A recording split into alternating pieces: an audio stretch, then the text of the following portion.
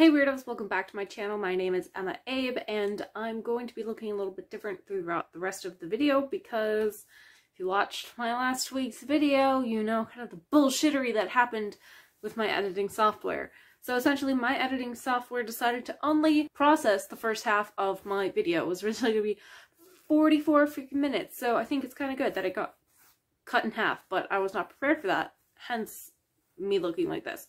Essentially, this is just the new introduction for the video that was filmed a long time ago.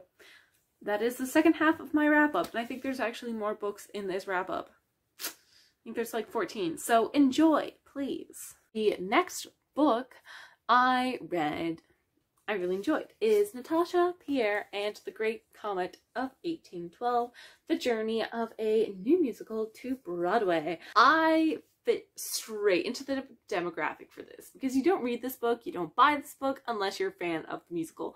I fucking love the musical, okay? And I read this also for the summer school readathon. I loved it. This last bit at the end just really made me tear up a little bit because it was something that the actor who, Lucas Steele, who plays Anatole, said about the closing of the little bar they set up on 45th Street in New York. I loved hearing about the process about how they took 70 pages of War and Peace to the big screen. I really loved it. I loved the music, and there's a part, as customary in most books like these, where they go through the show and just do all of these notes. The notes are written by the person who wrote the music, where he's just fanboying over War and Peace and his fellow castmate. He was the original person who played Pierre before Josh Groban took over.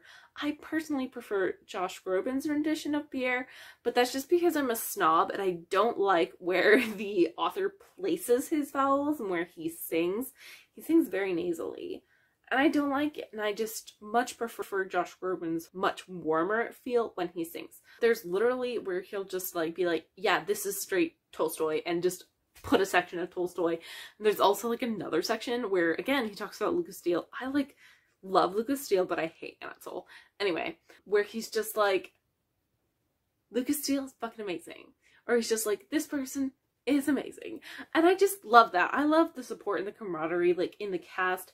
And it's just very sad that this musical closed on Broadway. Throughout the whole book, there's constant comparisons between this musical and Les Mis, and unfortunately I do not think that this is going to be remembered as fondly or as widely loved as Les Mis. It just didn't run as long, not as many people saw it, it was a little too weird for people. There's another part in this where they get like actors who played like different parts, so they get Philippa Sue to talk about her experience playing Natasha. If you get a chance, listen to the cast recording of this. Everyone, they're all just such amazing vocalists. So I think I'm gonna give them 5 out of 5 for like that reason. Just because I'm a fangirl and I love this musical. Okay, the next book I read is The Sword of Destiny by Andrzej Sapkowski. This is the second short story collection that you're supposed to read before actually getting into the book number 1 of The Witcher. And I did not like the first book. I had major issues with it. My rule was I was going to give it The Sword of Destiny and subsequent one, the actual book 1 of The Witcher, then I'm going to DNF The Witcher series. And The Sword of Destiny luckily did not have that as much, and that was just like such a freaking relief. The things that I did like about The Last Wish still continued on with The Sword of Destiny. I loved the Twisted Fairy Tales. I loved that. It's so cool. Ciri, I thought was cute. We get a lot more of her in this last one. There's this one story that I kind of liked. It's kind of like The Little Mermaid. That's the story it's twisting. The mermaid is in love with like this duke, and the duke's being an asshole, saying, you have to become part of my world. You have to turn into a human so that you can be with me. And she's just like, bullshit. I don't want to be a human. I like being a mermaid. You turn into a merman for me. And he was just like, I don't want it. And that caused, I liked that. I liked how that played out. The idea that the woman has to change for the man and the woman has to move for the man is unnecessary. Outdated trope. For that reason, I'm just gonna give it a 4 out of 5. I'm gonna read the next one. I don't know if I'm gonna DNF the series. We'll see how I feel about the first book in the series. Next book is 1,000 Splendid Suns by the Kite Runner. So this is a book I picked up because of the Summer of Contemporary Readathon Got 7 chapters in and didn't finish. But I did finish it. I've read this with my eyeballs. This does have an audiobook. I just didn't get it in time. So I was just like, read it with my eyeballs. Because I've been trying to read more with my eyeballs. Yeah, I didn't really know much going into it at all. It made me cry. It made me cry for this really, like, ridiculous reason. I don't want to spoil it for you. The way that they depicted this one character's grief and like how they dealt with that was so resonant with me that, yeah, I cried. For that one gets like 5 out of 5. What I really like about this book is that the writing style was good, of course. The way they talked about like certain events was, they didn't spell it out for you, but like they left enough breadcrumbs where you could pick up what actually happened. I don't know, it's weird, you have to read it to understand. Just love the relationship that the 2 main women had. The dude's an asshole. The dude's an asshole, and he deserved what he was getting. I really want to learn more about Afghani history because I felt like I just didn't know anything, and I felt like it would have been a better experience if I had understand more of what was happening around the characters. The next book is China Rich Girlfriend by Kevin Kwan. I cannot speak. And this is the 2nd book in the Crazy Rich Asians series. I'm loving this series. It has been really good for me so far. I've loving just everything that's happening, and it's just going in places that I'm loving. I'm loving like the new characters that are being introduced. It's never getting boring. I love that we're learning about different parts of Asian high society because before it was all about Singapore. Singapore was the focal point, and now we're learning more about Hong Kong and also Shanghai, and that was really, really cool to see that intersection. You still have the 2 main people that we're following. I get more with them, which is great, but I loved that some of the side characters in the 1st book become more prominent and became actually some of the people that I was most excited to see. There's this mystery, kind of. It's not like a real mystery, but it's like gossip mystery where it's like, where is this person? We haven't seen this person. Like, is he dead? Is this person like keeping him captive? Blah, blah, blah. The reveal for what it was so unexpected.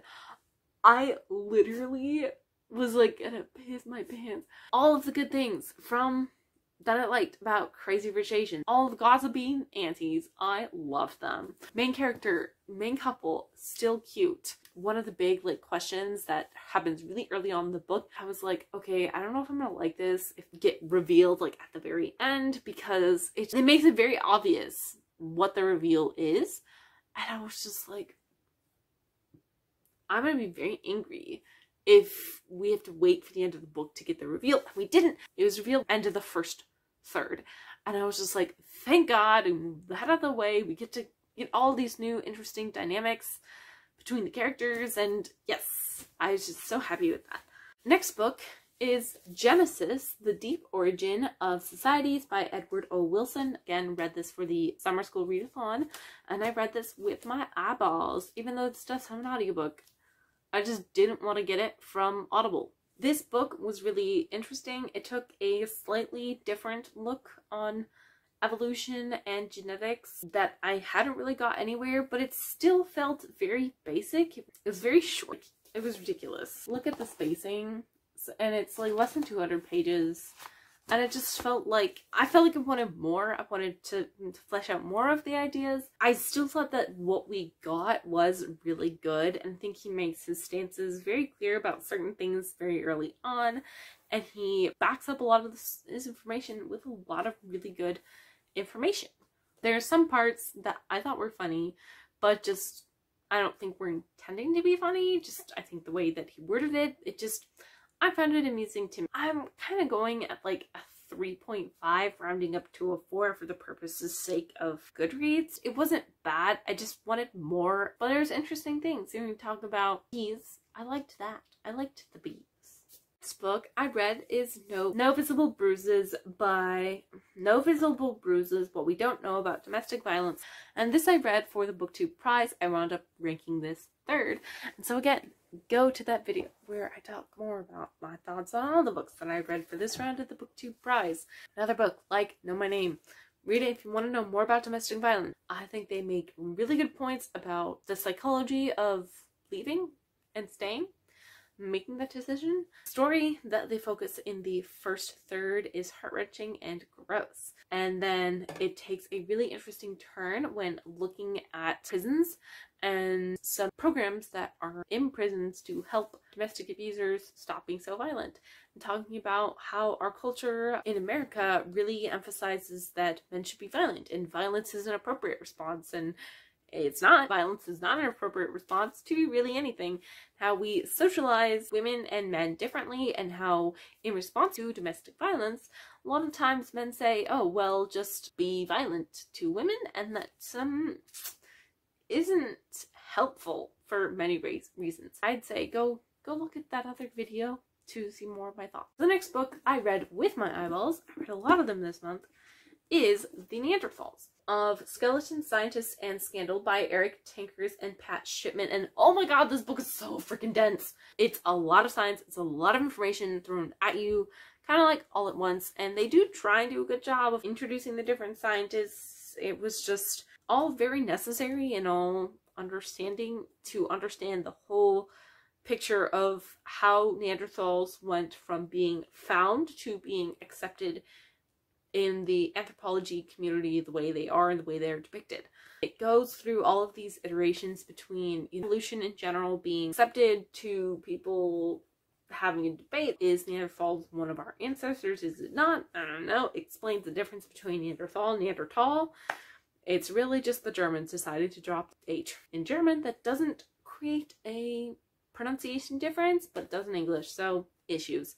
I enjoyed this. I don't think I can recommend it to the casual reader because it is so dense. This did feel like a slightly more dry version of my biological anthropology course because it goes through a bunch of different finds that were happening roughly in around the same times.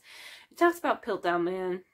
That was interesting. I like the whole section about Piltdown Man. I don't really want to talk too much more about this because I don't really have much else to say.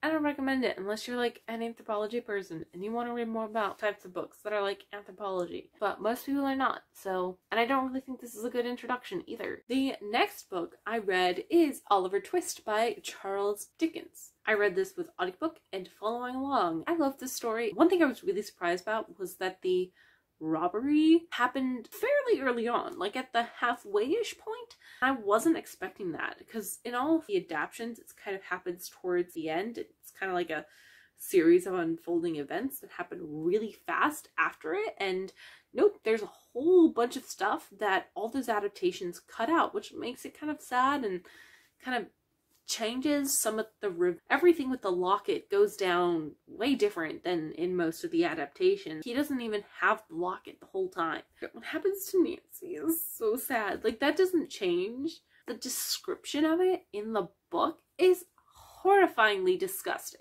The little details, and I'm just like, Fagin is not referred to as Fagin unless a character is directly addressing him.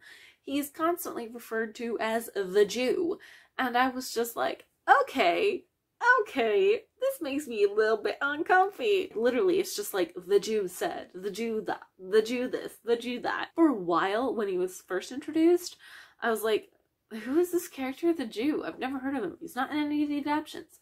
Well, he's Fagin. It was enjoyable. I liked it. 4 out of 5. It's definitely a readable classic. I get why it's adapted. The next book I read is The Children of Henry VIII by Alison Weir, and this again was slightly different than what I was expecting. This is kind of meant, but also not really meant, to be read as a follow-up to The Wives of Henry VIII. This I also read for the summer school readathon.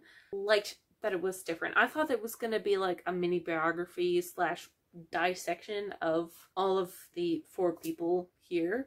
Note, Jane is not one of his children. She just is included because she was the monarchs that ruled in quick succession after Henry died. She could have been left off, but I kind of get why they included her because you kind of need to talk about her and like the story of everything that was going on. I felt really bad for Jane. God damn it, that poor baby was abused so horribly by her parents. Her parents are assholes and they fucking survived. So pissed. When I got like the little dissection about each of the 4 people's personalities, the prologue, I was like, then what is the rest of the book? And it's essentially like a brief overview of Edward's reign to the end of Mary's reign. It's very kind of a rundown history of that, which I thought was interesting, and that in itself is rife with movie material, and I don't know why. It's just the Bolin stuff that's focused on when it comes to Tudor history. I like this. This was a 4 out of 5. Again, if you like Tudor stuff and you want to know more about Tudor-centric things, pick it up. And honestly, throughout the book, I was just thinking, this is all kind of petty. Because I'm just like, literally, all of these issues and people getting in trouble for not having the correct type of prayer book. I'm just sitting here literally, I'm like, you guys are literally different flavors of the same religion. Why? It's kind of stupid, but also makes sense for the time, and it's just hard for me to fathom and imagine that people were so freaking hung up about tiny details, even though they still are at the United Methodist Church right now. Literally. The next book I read is The Big Short, Inside the Doomsday Machine by Michael Lewis. Honestly, this was hard to follow at times. Honestly, I think that's because I'm kind of stupid and I don't really do economics at all. I tried it best. One thing I will say is that this is a very quick read. It goes fast, at least when you're listening to the audiobook, which is what I was doing. Audiobook and following along. This for the summer school readathon. I don't really have much to say other than it's all kind of whack. Hard to believe this happened, and it happened so recently and no one noticed except for a handful of people. I feel like I need to watch the movie and then see if that is a difference. I did watch the movie a couple of years ago, and I think that does like a little bit better job of just like succinctly getting the economic points across than this book did. I think it was an interesting way to adapt this book. It was a lot more exciting way. There's not that much of like a real plot to follow. There's not a lot of characters to follow from like the beginning to the end. There are a few, but not a lot. 4 out of 5. Pretty decent. The next book I read, I'm very proud about reading this, is The Other Bolin Girl by Philippa Gregory. I read this whole 662 pages with my fucking eyeballs. It wasn't a slog. It was just a marathon. It was so long. The things that this book implies sometimes about the relationship between the Bolin siblings is interesting. It's a take that is not unheard of when studying Tudors. But it was just like, okay, you went there. You went there. Okay. One thing that I really liked about this book is that it took Mary's perspective. It didn't take Anne. This particular like snippet of Tudor history, the whole shit going down between Anne Boleyn and Henry and the breaking of England from the Catholic Church, is overdone. And to be fair, this is not written recently. This was written in 2001. So that's why I thought it was so refreshing to get Mary's perspective throughout the whole thing. All of the story like beats in this are all true. It is historical fiction. All of the inner thoughts of characters is made up. Philippa Gregory did study history, so she knows what she's doing. And there's an interview in the back of this book with the author, and I just enjoyed perusing that. I know she has more books that are like this that follow the other wives of Henry VIII. Maybe I might do like the wife 4 and on. I don't know. It was good. I liked it. It took me a while to get into this because Henry's an asshole and I don't like Henry. And then she met her husband and I was like, he's a cinnamon roll and I love him. And I was way more into that. It was a really interesting look at like history and the story told from like a onlooker's perspective. I think I might try and pick up some more historical fiction that are kind of like that. Follow exactly the main people in the drama, but outsiders. Maybe, I don't know. We'll see. This is going to get a 4 out of 5 for me. The next book I read was A Study in Charlotte by Brittany Cavallari. I read this. I participate in the EmoReads book clubs. This is run by Char over at A Bookish Reader. All information down in the description. This was good. I don't know how I feel about it. Like, it was good, but also kind of apathetic towards it because I think the Sherlock Holmes thing's a little overdone. I've never been a huge fan of Sherlock Holmes. Kind of like find when people like make references to them, okay, but I get it. An iconic duo, Holmes and Watson, and I did kind of like the concept of the descendants of Holmes and Watson.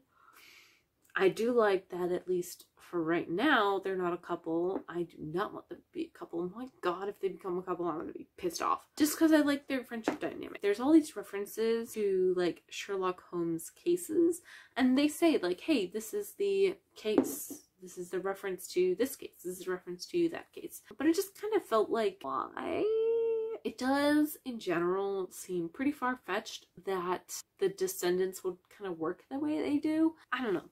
I don't know how to rate this one either. Wow, what a fun time. Maybe if I give it more time and more distance from when I actually read this, because I read this like literally like I think 3 days ago-ish, or at least at the time of filming this video. I don't know, sorry, that's boring, but that's the answer you get. Okay, the next book I read is Devil in the White City, Murder, Magic, and the Madness of the Fair That Changed America. This feels like 2 books in, we'll put it short. The crap that happened with H.H. Holmes, and there's the interesting stuff that happened at the fair.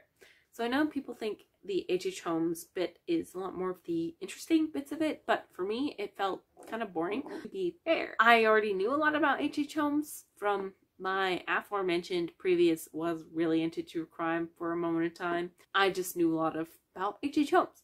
I don't want to say it's sensationalized, but I read like the note on sources in the back, and I think that Erik Larson, from doing all the research he did, which a lot of the research in itself is like unreliable in some way or another for various different reasons. I think that what he's reporting in this is what he thinks is the truth. It's hard to know like a lot of the hard cold facts about the Holmes case just because of all of the bullshittery surrounding investigation and what Holmes wrote, what the investigators wrote.